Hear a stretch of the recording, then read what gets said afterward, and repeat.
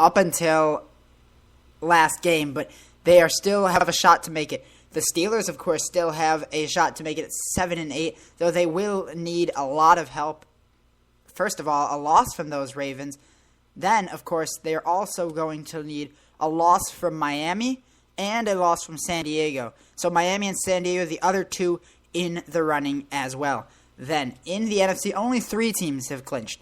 Currently still in the running, though, New Orleans, Arizona, Philadelphia, Chicago, Dallas, and Green Bay, all fighting for that last spot.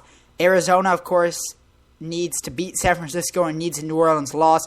All New Orleans has to do is win. Philadelphia and Dallas, the winner-take-all, and Chicago and Green Bay are also in a winner-take-all situation.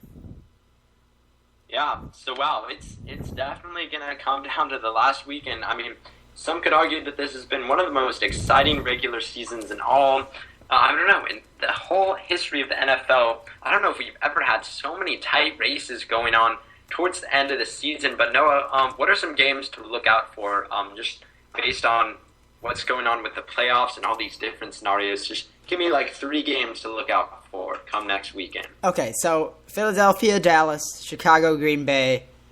Oh, and this is where it gets hard. This is hard. I'm going to go with Arizona, San Francisco. And if I had to include a 4th, it would probably be New Orleans, Tampa Bay. Because in the AFC, even though it'll come down to the last spot, those teams that are playing just aren't as intriguing. They're not as good of teams. I don't think they have as good of a shot at winning the Super Bowl. So really, my top 3 or 4 games, all in the NFC. You know, the NFC playoff picture, even though there's only 1 spot left, you know, the NFC, so many teams competing for 3 spots just makes it that much more intriguing for me. Yeah, and good points there. Then Noah, just really quickly right now, what do you think of Peyton Manning's regular season that he's had so far? 51 touchdowns, and do you think they'll play him next week versus Oakland? I mean, they better play him. Chip Kelly put it best. It's a lot of momentum. There's a lot of momentum there. And besides the part where this is Philadelphia, and in Philadelphia we fight, but that's not the point. His thing about momentum is that if you take them out of the game, then they go into the next week with 2 weeks off, no momentum. It's just not enough for them. So Peyton Manning needs to stay in that game, needs to get prepped. Even though they'll have a bye week, 3 weeks off, I don't see it ending well for Denver. I think he'll play, but on the fact of his season, it's been just a crazy season, and just a terrific season. You know, there's the point that, if he doesn't win a Super Bowl, it means nothing. But did Tom Brady win a Super Bowl that year? No. He lost in the finals. Did Dan Marino do it? No. Did Peyton Manning do it the year he put up 49? No. So that comment is completely invalid. But just a ridiculous year, and he's probably going to set the passing yard record as well. This, in my opinion, is the single greatest year in the history of quarterbacks. Yeah, I mean, you could make the argument for so many players. You have Nick Foles out of Philadelphia. Who would have thought that he's had the season that he is currently having with the Eagles? Only 1 interception in the snow versus Detroit, but just so many great stories with quarterbacks. You obviously have Andrew Luck, and you have Robert Griffin, and you have Russell Wilson and Colin Kaepernick from last season, but there's just so many great quarterbacks in this league right now, and we've seen how much it slid off when some certain injuries have happened with backup quarterbacks and them not being able to contribute. But our starting quarterbacks in this league is one of the strongest that we've ever had. And with that, Noah, any more last-minute observations or words you'd like to say about the NFL before we move on to the NBA? Well, just really quickly, Chicago, not going through. It's going to be Green Bay, Philadelphia. I'm going to go with Arizona. I'm going to say Arizona is going to make it to the playoffs over the Saints. And then in the AFC, I am going with the Baltimore Ravens. Yeah, wow, that's pretty bold. I'm really rooting for the San Diego Chargers. They're going to need a lot of help. Personally, just because I'm a California kid, seeing the Chargers get in the playoffs would be really exciting, especially Phillip Rivers can go off. Nobody's really given him much credit the last few seasons. He's had nobody to play with in San Diego except for Antonio Gates. And I don't know if many people saw, but they upset Kansas City a few weeks ago, and you just have to observe how much this offense can take off given the right kind of play calling and the right kind of I don't know. They have Ken Wisenhunt right now as their offensive coordinator, and this team is dangerous come playoff time if they get in, and they have to get lucky. But watch out for San Diego Chargers. That's my last word. For the NFL, and now we're going to move on to the NBA, one of the best times of the year of the NBA season. We have all of our Christmas Day games, and we're going to start off with just the first game of all. Or actually, no, why don't we start off with the standings rundown just to get us all hyped up and ready for the games tomorrow. Okay, so, it's been a kind of odd year in the NBA, especially in the Eastern Conference.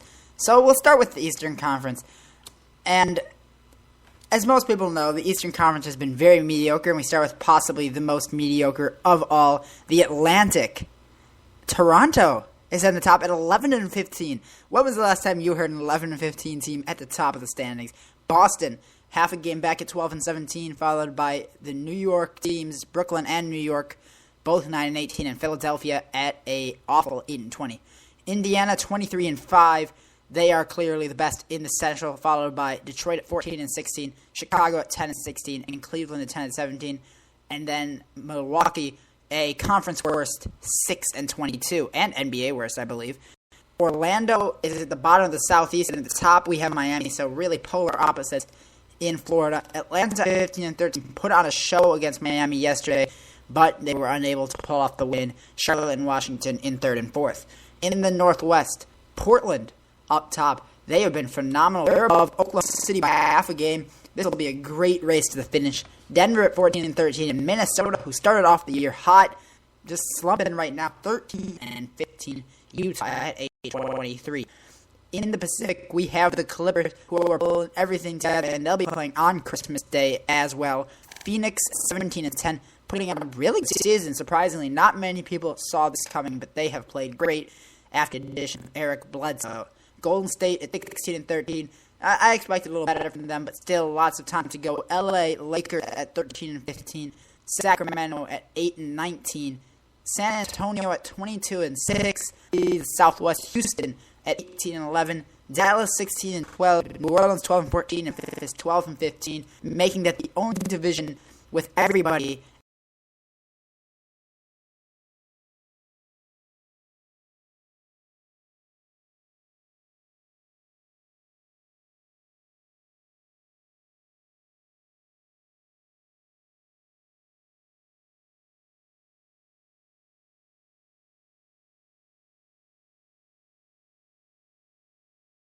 It's above 500. This big question for conference realigning, especially the Atlantic division. There's just so many atrocious teams under 500. Or is it just a question of the Western Conference is just so much stronger than this year? The Atlantic actually it used to be a good conference. The Celtics, of course, normally are an elite team.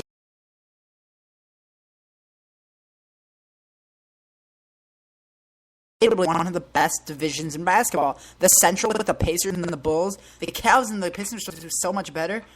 The Southwest used to be good as well between the Hawks and the Heat. But it's just really fallen off. And for me, this is a case of realignment.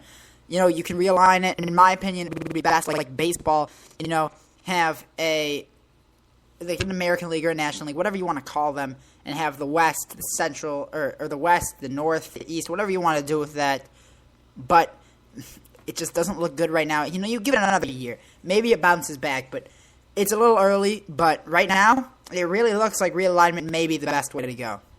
Yeah, I've got to agree with you on that point right there. Now we're going to head over and talk about the games for tomorrow. A few of them have lost their lust due to some very key injuries to some very good players. We'll talk about the first game. That is Chicago Bulls versus the Brooklyn Nets. This is a game that few would have thought would be so unintriguing come this time of year. Both these teams are far under 500. Nets at 19-18 coming into this game, and the Bulls are at 10-16.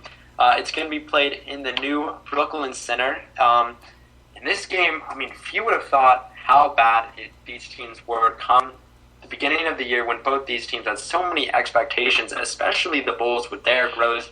But, the Nets getting all those players and spending so much money in the offseason, some people would have thought this could have been an Eastern Conference Finals preview, let alone a game with two teams far under 500. Noah, got to ask you, what do you expect from this game and just from these teams overall come the rest of the NBA season? Well, I'm a Bulls fan, but is it wrong that I'm going to be rooting for the Nets? Honestly, I never thought I would do this, but I would just rather us tank.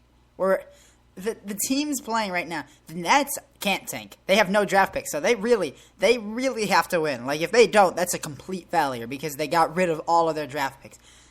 But for the Bulls, it's just you have so much potential in the future. Winning is just not going to be helpful. You're going to get killed by the Heat anyways, or any other team we play. This is really boring game, really. Like, honestly, so many people injured.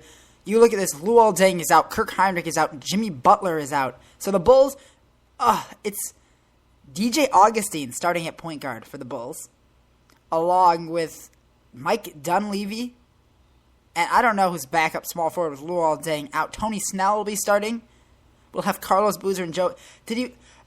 If I said those first three names and just left out the Carlos Boozer and Joakim Noah, you would think that was like a Bobcats team. I would think it was a preseason game. Exactly, it's a preseason game. It's a rookie show. It's a D League game, guys. It's D League. But the Nets have no injuries, but still, this game. If you have a choice between sleeping in and watching this game, sleeping in may be the better decision unless you're a fan of one of these teams.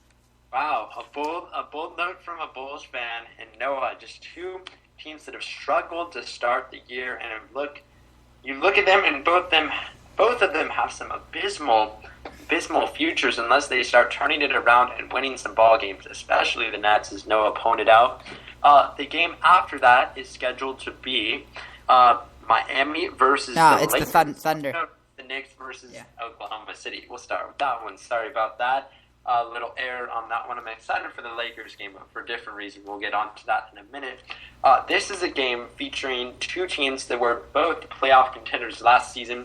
The Thunder have just gotten off to a great start, as they always seem to do. 22-5 on the season. I believe they're second in the West right now.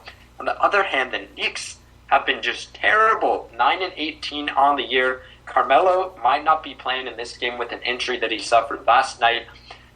This is a game that also has lost its lust since the season first started and people scheduled this game.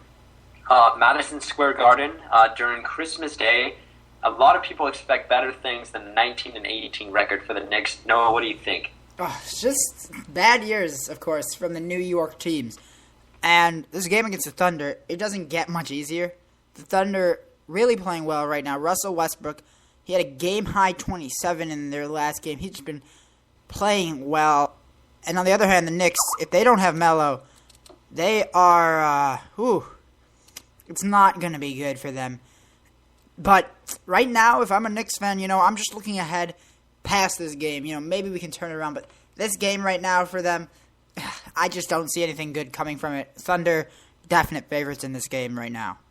Yeah, I could see them coming away with the blowout victory over the Knicks in New York, which would just be humiliating for all those Knicks fans who paid big time money for a Christmas Day game, expecting to see far better things from their high-profile New York Knicks. But now got to move on to the third game of the day, and that is going to be the Heat taking on the Lakers. Heat have just been great to start the year. A lot of people thought that they weren't going to care very much about the regular season, but they're just so darn good. 21-6 on the season, and some could make the argument that they're not even playing to their full ability in some of the games they've lost. But the Lakers, on the other hand, no Kobe Bryant. A lot of people expected him to be back for this game, but he was injured again, obviously, and he's out for another 6 weeks with a new injury. And some people think that Father Time has finally caught up to Kobe Bryant. Lakers are 13-15 on the season. A lot of people say from here on they should just tank. Kobe shouldn't come back, and they should just hope for the best for the next 2 seasons of Kobe's contract. Noah, what do you expect from both the Lakers going on to the rest of the season and for this matchup on Christmas Day? Well, of course, everybody was hoping Kobe LeBron, finally they would play again. But, of course, Kobe gets injured. And this year, it's just been a story of that. Stars getting injured and coming back and getting injured again. And for the Lakers, They want to win here. The Heat 7-4